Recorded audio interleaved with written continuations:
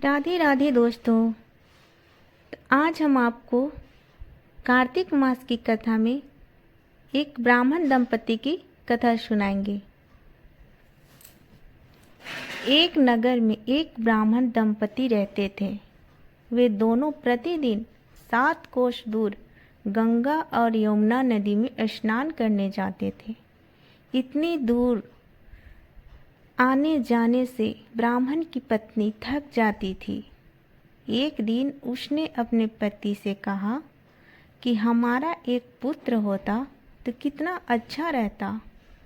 पुत्र के बहू आती तो हमें घर वापस जाने पर खाना बना हुआ मिलता और बहू घर का काम भी कर देती। अपनी पत्नी की बात सुनकर ब्राह्मण ने कहा कि तूने बात तो सही कही है, चल मैं तेरे लिए बहू ला ही देता हूँ। ब्राह्मण ने कहा कि एक पोटली में आटा डालकर कुछ मोहरे रख दे। ब्राह्मण के कहे अनुसार उसने पोटली बांधकर दे दी। पोटली लेकर ब्राह्मण चला गया। ब्राह्मण सफ़र के दौरान यमुना के किनारे बहुत ही सुंदर लड़कियां देखीं। वे रेत में घर बनाकर खेल रही थीं। उनमें से एक लड़की ने कहा कि मैं अपना घर नहीं बिगाड़ूंगी, मुझे तो रहने के लिए एक घर चाहिए। लड़की की बात सुनकर ब्राह्मण मन ही मन सोचने लगा कि बहू बनाने के लिए यही लड़की उचित है। जब वह लड़की जाने लगी तो ब्राह्मण भी उसके पीछे पीछे उसके घर तक चला गया।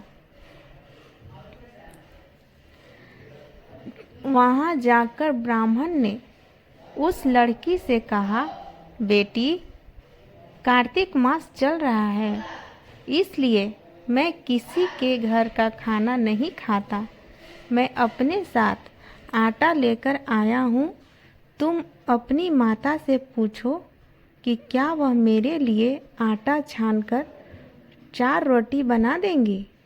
यदि वह मेरा आटा छानकर रोटी बनाएंगी तो ही मैं रोटी खा लूँगा। लड़की ने जाकर अपनी माँ से ये सारी बातें बताई। माँ ने कहा, उचित है, जाकर ब्राह्मण देव से कह दो कि वह अपना आटा दे दे, मैं रोटी बना दूंगी। जब वह आटा छानने लगी तो आटे में से मोहरे निकली।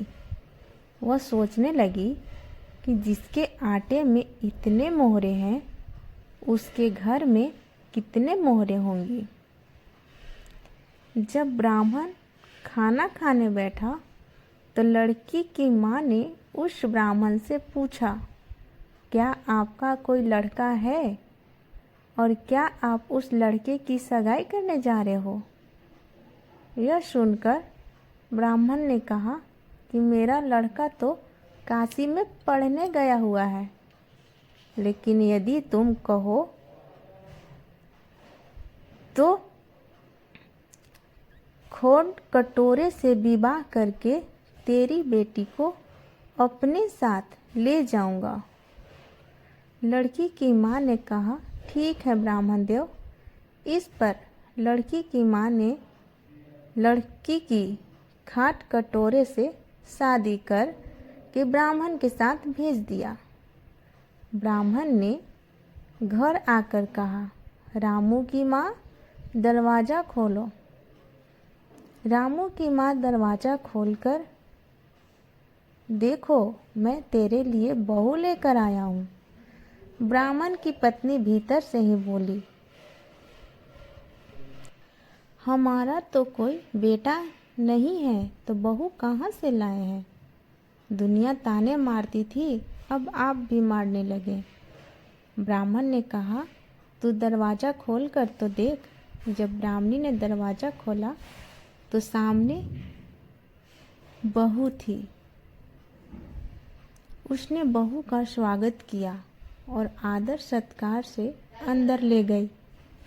अब जब ब्राह्मण अपनी पत्नी के साथ नदी स्नान करने जाता तो पीछे से बहू घर का सारा काम करके और खाना बनाकर रखती थी। वह उनके कपड़े धोती और रात को हाथ पैर भी दबाती थी। इस तरह बहुत दिन बीत गए। ब्राह्मणी ने अपनी बहू से कहा कि बहू, कभी भी चूल्हे की आग मत बुझने देना और मटके का पानी खत्म मत होने देना। परंतु एक दिन चूल्हे की आग बुझ गई। यह देखकर बहू घबरा गई और भागी भागी अपनी पड़ोसन के पास गई और कहा कि मेरे चूल्हे की आग बुझ गई है, मुझे थोड़ी आग चाहिए। मेरे सास ससुर सुबह 5 बजे से गए हुए हैं। वह थके हुए घर आएंगे, इसलिए मुझे उनके लिए खाना बनाना है। यह सुनकर पड़ोसन ने कहा कि तू तो बावली है, तुझे यह दोनों मिलकर पागल बना रहे हैं। इनके कोई पुत्र नहीं है, ये निसंतान है। बहू ने कहा, नहीं, ऐसा मत बोलो, इनका बेटा तो बनारस काशी में पढ़ने गया हुआ है। इस पर पड़ोसन ने कहा कि यह तुझे झूठ बोल कर लाए हैं। मेरी बात सच मान, इनके कोई बेटा नहीं है। अब बहू पड़ोसन की बातों में आ गई और कहने लगी कि अब आप ही बताओ मैं क्या करूं। पड़ोसन ने कहा कि करना क्या है, जब तुम्हारे सास ससुर आए तो जली हुई रोटियां बना कर देना और बिना नमक की दाल बना कर देना। खीर की कलछी दाल में और दाल की कलछी खीर में डाल देना। पड़ोसन ने उसे अच्छे से सिखा पढ़ा दिया। फिर जब उसके सास ससुर घर आए तो उसने न तो उनका आदर सत्कार किया, ना ही उनके कपड़े धोए। जब उसने सास ससुर को खाना दिया तो सास बोली, बहू, आज यह रोटियां जली हुई क्यों हैं और दाल भी अलूनी है। तब बहू ने पलट कर कहा कि एक दिन ऐसा खाना खा लेंगे तो कुछ बिगड़ नहीं जाएगा तुम्हारा। सास ससुर को खरी खोटी सुनाकर वह फिर से पड़ोसन के पास गई और बोला कि अब आगे क्या करना है। पड़ोसन ने कहा कि अब तुम 7 कोठों की चाबी मांग लेना। अगले दिन जब भी स्नान करने के लिए जाने लगे तो बहू अड़ गई कि मुझे तो 7 कोठों की चाबी चाहिए। तब ससुर ने कहा कि इसे चाबी दे दो। तब सास ने बहू को चाबी दे दी। सास ससुर के जाने के बाद जब बहू ने दरवाज़ा खोला तो देखा कि किसी में अन्न भरा है, किसी में धन भरा है और किसी कोठे में बर्तन पड़े हैं। जब उसने सबसे ऊपर का 7वां कोठा खोला तो देखा कि शिव जी, पार्वती माता, गणेश जी, लक्ष्मी माता जी, पीपल पथवारी, कार्तिक के ठाकुर, राई दामोदर, तुलसी जी का बिड़वा, गंगा यमुना और 33 कोटि देवी देवता विराजमान हैं। वहीं पर एक लड़का चंदन की चौकी पर बैठा माला जप रहा है। यह सब देखकर उसने लड़के से पूछा कि तुम कौन हो। तब लड़का बोला कि मैं तेरा पति हूँ, अभी दरवाज़ा बंद कर दो। जब मेरे माता पिता आएंगे तब दरवाज़ा खोलना। यह सब देखकर बहू बहुत खुश हुई और 16 श्रृंगार सुंदर वस्त्र पहनकर अपने सास ससुर का इंतजार करने लगी। उसने अपने सास ससुर के लिए अच्छे अच्छे पकवान बनाए। जब उसके सास ससुर घर पर आए तो उसने उनका आदर सत्कार किया और प्रेम पूर्वक खाना खिलाया और हाथ पैर दबाने लगी। पैर दबाते दबाते बहू ने कहा कि माँ, आप इतनी दूर यमुना गंगा स्नान करने के लिए जाती हो तो आप थक जाती हो, इसलिए आप घर पर यह स्नान क्यों नहीं करती हो। यह सुनकर सास कहने लगी, बेटी, गंगा यमुना घर पर तो नहीं बहती है। तब उसने कहा, हाँ माँ जी, बहती है, चलो मैं आपको दिखाती हूँ। जब बहू ने 7वां कोठा खोलकर दिखाया तो उसमें शिव जी, पार्वती जी, गणेश जी, लक्ष्मी जी, पीपल पथवारी, कार्तिक के ठाकुर, राई दामोदर, तुलसी जी का बिड़वा, गंगा यमुना बह रही हैं और 33 कोटि देवी देवता विराजमान हैं। वही चौकी पर बैठा एक लड़का माला जप रहा है। माँ ने उसे देखकर कहा कि बेटा, तू कौन है। लड़का बोला, माँ, मैं तेरा बेटा हूँ। तब ब्राह्मणी ने पूछा कि तू कहाँ से आया है। लड़के ने जवाब दिया कि मुझे कार्तिक दे ने भेजा है। माँ ने कहा, बेटा, यह संसार कैसे मानेगा कि तू मेरा बेटा है। माँ ने कुछ विद्वान पंडित से मदद मांगी। पंडित ने कहा, इस पार बहू बेटा खड़े हो जाए और उस पार माँ खड़ी हो जाए।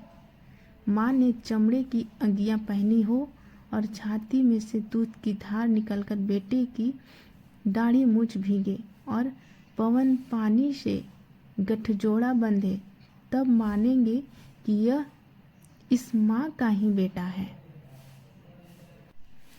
उसने ऐसा ही किया। चमड़े की अंगियाँ फट गई और छाती में से दूध की धार निकलकर बेटे की दाढ़ी मूछ भीग गई। पवन पानी से बहू बेटे का गठजोड़ बंद बन गया।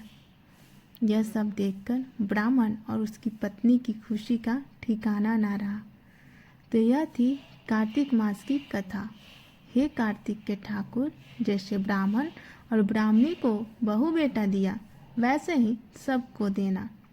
कार्तिक मास की कथा कहने, सुनने और हुंकार भरने वाले का सब पर कृपा करना। कि एक बार प्रेम से बोलिए, जय श्री हरि, राधे राधे। तो आपको कैसा लगा कार्तिक मास की ब्राह्मण दंपति का कथा, आप लोग कमेंट में ज़रूर बताइएगा। धन्यवाद।